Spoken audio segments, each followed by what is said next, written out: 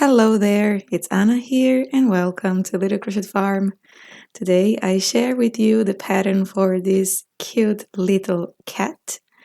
I'm very happy with the results. I really hope you enjoy this pattern and get happy with it as much as I am. The link to the written pattern is in the description below this video, also in the first comment. It will take you to the website. All of these little animals, you can also find it either in the complete video tutorial or in the written pattern, all right? So you have versions of all of them. This is the little lion. One of my favorites is this one. I will show you the elephant.